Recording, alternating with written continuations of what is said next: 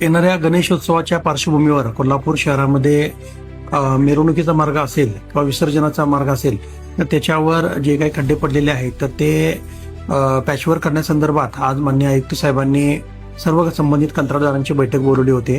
त्याच्यामध्ये प्रामुख्यानं मागील 3 वर्षांमध्ये ज्या कंत्राटदारांनी कामं केली आहेत म्हणजे DLP पिरियडमध्ये डिफेक्ट लायबिलिटी पिरियडमध्ये जे रस्ते आहेत त्याच्यावर खड्डे पडले असतील तर ते प्राधान्यानं संबंधित कंत्राटदारांच्याकडून भरून घेतले जाणार आहेत. तसंच इतर ठिकाणी जे खड्डे पडलेले आहेत त्या ठिकाणी सुद्धा आपण नवीन तंत्रज्ञानाचा वापर करून त्याचा डेमो उद्या परवा 2 दिवसामध्ये होईल. नवीन तंत्रज्ञानाचा वापर करून म्हणजे पाऊस जरी पडत असला तरी सुद्धा आपल्याला ते पॅचवर्कचं काम करता येतं. त्याचा डेमो घेऊन पुढील 8-10 दिवसामध्ये त्या नवीन टेक्नॉलॉजीनुसार काम केलं जाणार आहे. तसंच महानगरपालिकेचा जो प्लांट आहे तर त्या प्लांटच्या माध्यमातून सुद्धा आता थोडा पाऊस कमी झालेला असल्यामुळं पुढील आठवड्याभरामध्ये मोठ्या प्रमाणावर रस्त्याची पॅचवर्कची कामं करण्याचं नियोजन आहे, जेणेकरून येणारा गणेशोत्सवामध्ये कुठल्याही प्रकारे अडथळा होऊ नये. महानगरपालिकेकडून सर्व पॅचवर्कची कामं पूर्ण केली जाणार आहेत.